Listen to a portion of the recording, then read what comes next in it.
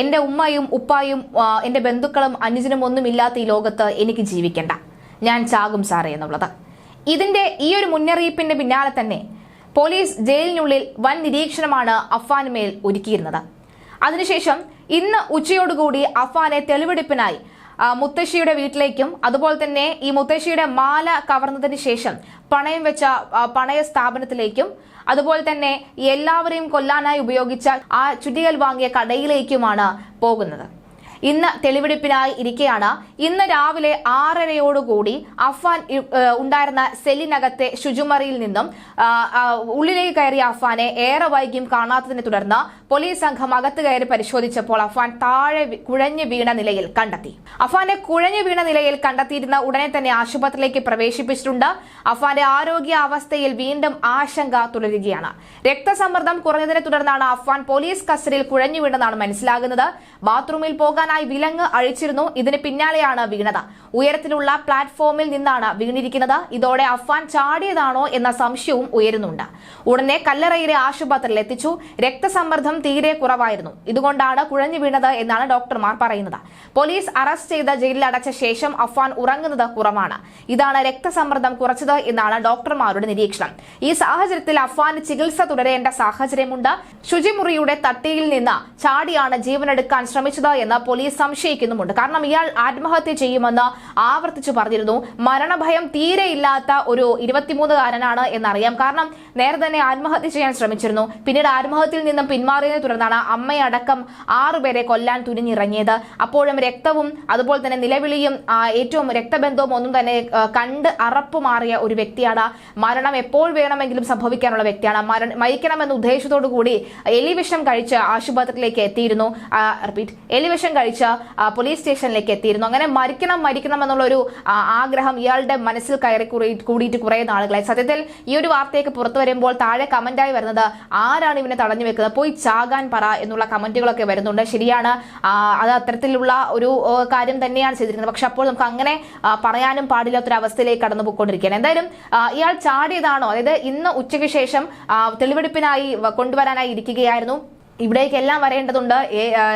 എല്ലാം തന്നെ ബന്ധുക്കളുടെ വീടുകളാണ്, അതുപോലെ തന്നെ നാട്ടുകാരുണ്ട്. അവരെങ്ങനെ പ്രതികരിക്കുമെന്നറിയില്ല. അങ്ങനെ അനവധി സംശയങ്ങളിൽ പേടിയോ ഭയമോ ഒക്കെ കൊണ്ടായിരിക്കണം തലകറങ്ങി വീണിട്ടുണ്ടാകുക, അല്ലെങ്കിൽ പേടിയോ ഭയമോ ഒക്കെ കൊണ്ടായിരിക്കണം ആത്മഹത്യ ചെയ്യുന്നത്. അതായത് ചാടി മരിച്ചെങ്കിലും വീഴാമെന്ന് കരുതിയിട്ടുണ്ടാകുക, അല്ലെങ്കിൽ ഈ തെളിവെടുപ്പ് ഒന്ന് തള്ളിവെക്കാൻ, ഒന്ന് നീട്ടിവെക്കാൻ വേണ്ടിയുള്ള ശ്രമമായിരുന്നു എന്നറിയില്ല. എന്തായാലും ഇന്ന് തെളിവെടുപ്പ് ഉണ്ടായിരിക്കുകയില്ല.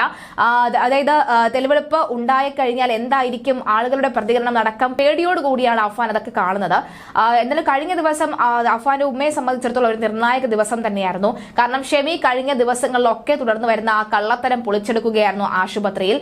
എന്തായാലും ഷെമി ഇളയ മകൻ മരിച്ച വിവരം അറിഞ്ഞിട്ടുണ്ട്. പക്ഷെ അഫ്ഫാന്റെ കൈകൾ കൊണ്ടാണ് മരണപ്പെട്ടത് എന്നറിയില്ല എന്ന് പറഞ്ഞിട്ടില്ല. പക്ഷേ ഷെമിക്ക് അത് ഊഹിക്കാവുന്നതേ ഉള്ളൂ. കാരണം ഷെമി ഇതുവരെയും പറയാത്ത സത്യങ്ങൾ മറ്റെല്ലാവർക്കും അറിയുന്ന സത്യങ്ങൾ, എന്നാൽ എല്ലാവർക്കും അറിയാമെന്ന് ഷെമി അറിയാത്ത സത്യം ഷെമിക്ക് നന്നായി അറിയാം. അതുകൊണ്ട് തന്നെ ഇളയ മകന് എന്താണ് സംഭവിച്ചത് എന്ന് മറ്റാരും പറയാതെ, മരിച്ചിട്ടുണ്ടെങ്കിൽ അത് ആരുടെ കൈ കൊണ്ടായിരിക്കുമെന്ന് വ്യക്തമായി ഷെമിക്കറിയാം.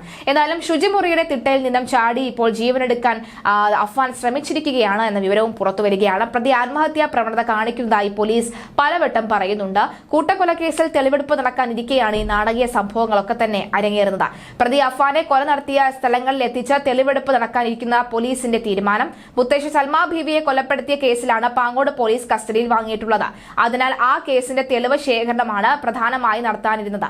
തലകറങ്ങി വീണതെങ്കിലും കാര്യമായ ആരോഗ്യ പ്രശ്നം അഫ്ഫാൻ ഇല്ല എന്നാണ് ഡോക്ടർമാർ പറയുന്നത്. മാല ചോദിച്ചിട്ടും തരാത്തതിനാലാണ് മുത്തശ്ശി സൽമാ ബീവിയെ കൊലപ്പെടുത്തിയതെന്ന് അഫ്ഫാൻ കഴിഞ്ഞ ദിവസം പോലീസിനോട് പറഞ്ഞിരുന്നു. കുഴിയിൽ കാലം നീട്ടിയിരിക്കുന്ന കിളവി മാല ചോദിച്ചിട്ട് തന്നില്ല, അതുകൊണ്ടാണ് കൊന്നത് എന്നാണ് അഫ്ഫാൻ പോലീസിനോട് പറഞ്ഞത്. 3 ദിവസത്തെ കസ്റ്റഡിയിൽ കിട്ടിയ പ്രതിയെ ചോദ്യം ചെയ്തപ്പോഴാണ് മുത്തശ്ശി കൊലപ്പെടുത്തിയത് എന്തിന് എന്ന വിവരം പോലീസിനോട് പറഞ്ഞത്. കൊലപാതകത്തിന് ശേഷം മാല ഊരിയെടുത്ത് വെഞ്ഞാറമൂട്ടിലെ ധനകാര്യ സ്ഥാപനത്തിൽ പണയം വെച്ചുവെന്നും അഫ്ഫാൻ പറയുന്നു. അഫ്ഫാനുമായി പോലീസ് കൊലപാതകം നടന്ന പാങ്ങോട്ടുള്ള വീട്ടിലും ധനകാര്യ സ്ഥാപനത്തിലും തെളിവെടുപ്പ് നടത്താൻ പോലീസ് പദ്ധതിയിട്ടിരുന്നു. ഇതിനിടയിലാണ് അഫ്ഫാൻ കുഴഞ്ഞു വീണിരിക്കുന്നത്. തന്റെ പേരിൽ ഉണ്ടായിരുന്ന കാർ നഷ്ടമായതായി അഫ്ഫാന്റെ പിതാവ് അബ്ദുൾ റഹീം പോലീസിനോട് പറഞ്ഞു.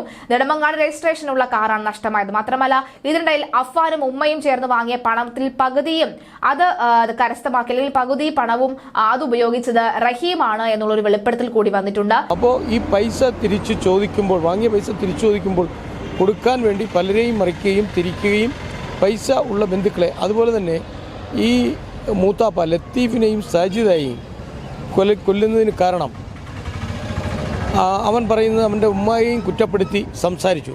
ഒരുപക്ഷെ അദ്ദേഹം ഈ റഹീമിൻ്റെ ജ്യേഷ്ഠൻ എന്നുള്ള നിലയിൽ ഇവരുടെ തെറ്റായ പോക്കിൽ തൊട്ടടുത്ത് താമസിക്കുന്ന ഒരു രക്ഷകർത്താവ്, സ്ഥലത്തുള്ള രക്ഷകർത്താവ് എന്നുള്ള നിലയിൽ കുറ്റപ്പെടുത്തി കാണാം.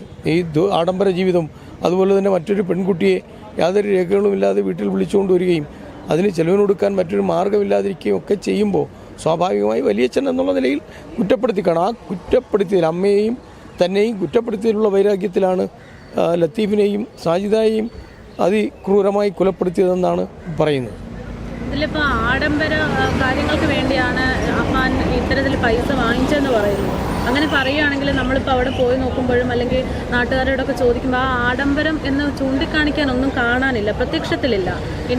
ഇനി ഫോണിലാണെങ്കിലും ഇപ്പോൾ ബെറ്റിംഗ് ആപ്പുകൾ പോലെയുള്ള എന്തെങ്കിലും സംഭവത്തിലാണോ അഫാൻ ശരിക്കും കുടുങ്ങിയതെന്നൊരു ചോദ്യമുണ്ടല്ലോ. അത്തരം സാങ്കേതിക വിഷയങ്ങൾ നമുക്കറിയില്ല. ഒന്ന്. രണ്ട് എന്ന് പറയുന്നത് ഒരു ആഡംബര പ്രേമിയായിരുന്നു എന്നുള്ളത് ഒരു വസ്തുതയാണ്. കാരണം വളരെ ചെറിയ പ്രായത്തിൽ ഐഫോൺ ഇറങ്ങിയ സമയത്ത് വാങ്ങിക്കൊടുക്കാൻ പക്ക സാമ്പത്തിക ശേഷിയുള്ളൊരു പിതാവല്ല റഹീം. അവൻ്റെ ചുറ്റുപാടും അങ്ങനെയല്ല. അന്ന് അത് വേണമെന്ന് ശഠിക്കുകയും അത് വാങ്ങിക്കൊടുക്കാത്തതുകൊണ്ട് എലിവിഷം കഴിച്ച് ആത്മഹത്യ ചെയ്യുകയും ചെയ്ത അഫ്വാൻ ആഡംബര ജീവിതത്തിൽ തൽപരനല്ല എന്ന് പറയാൻ പറ്റില്ല.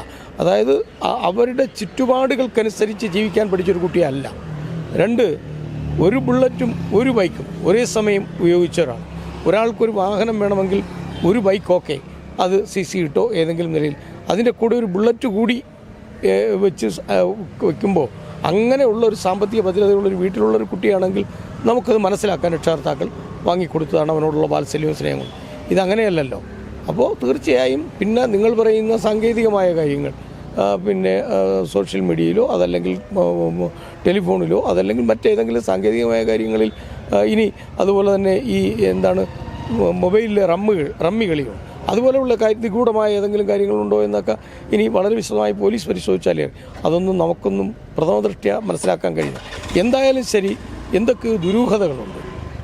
അതേപോലെ തന്നെ ഈ കുട്ടിയുടെ ഉമ്മയുടെ മൊഴി, അത് ഇപ്പോൾ ഇതുവരെ ഉണ്ടായിരുന്നത് കട്ടിലിൽ നിന്ന് വീണു എന്നുള്ള ഇതാണ്. അപ്പം മകൻ മരിച്ചു എന്ന കാര്യം ഇപ്പം ഉമ്മയെ അറിയിച്ചു എന്നൊരു സൂചന ലഭിക്കുന്നുണ്ട്.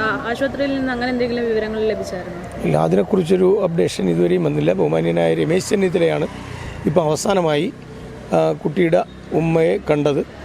അവരുടെ ഒരു അവസ്ഥയനുസരിച്ച് നമുക്കൊന്നും അങ്ങനെ എന്താണ് സംഭവിച്ചത്, നിങ്ങളുടെ മകൻ അങ്ങനെ ചോദിക്കാൻ പൊതുപ്രവർത്തകർക്കാവില്ല. അത് പോലീസിന് വിശദമായി ചോദ്യം ചെയ്യുമ്പോഴാക്കാൻ. ഇതുവരെയും അവർ മകനെ പ്രൊട്ടക്റ്റ് ചെയ്യാൻ വേണ്ടി മറ്റു കാര്യങ്ങളൊന്നും അറിഞ്ഞില്ല. ഭർത്താവിൻ്റെ അമ്മയെ കൊന്നതോ ഭർത്താവിൻ്റെ ചേട്ടനെയും ഭാര്യയെയും കൊന്നതോ അല്ലെങ്കിൽ ഈ സ്വന്തം കുഞ്ഞിനെ കൊന്നതോ ഒന്നും അറിഞ്ഞു കാണില്ല. അപ്പോൾ അവർക്കുണ്ടായ ത്യാഗം സഹിച്ചുകൊണ്ട് മകനെ എങ്ങനെയെങ്കിലും കേസില്ലാതെ രക്ഷപ്പെടുത്താം എന്നുള്ളൊരു ധാരണയായിരിക്കാം ഒരു അമ്മ മനസ്സിനുണ്ടായിരുന്നത് എന്നാണ് അതിൽ ഞാൻ മനസ്സിലാക്കാൻ കഴിയുന്നത്. പക്ഷേ ഇനി മകനെയും കൊന്നു, അമ്മാവിയെയും കൊന്നു, ജ്യേഷ്ഠനെയും ഭാര്യയെയും കൊന്നു എന്നറിയുമ്പോൾ അവരുടെ മാനസികാവസ്ഥ എന്തായിരിക്കും? മാത്രമല്ല ഭർത്താവ് സ്ഥലത്ത് വന്നിട്ടുണ്ട്, ഭർത്താവിൻ്റെ ഒരു നിലപാടെന്താണ് എന്നൊക്കെ ആശ്രയിച്ച് അവർക്ക് സത്യം പറയേണ്ടി വരുമെന്നാണ് മനസ്സിലാക്കുന്നത്. മാത്രമല്ല പോലീസ് ഇപ്പോൾ ചോദിച്ചത് കണക്കായിരിക്കില്ലല്ലോ ഇനിയുള്ള ചോദ്യം.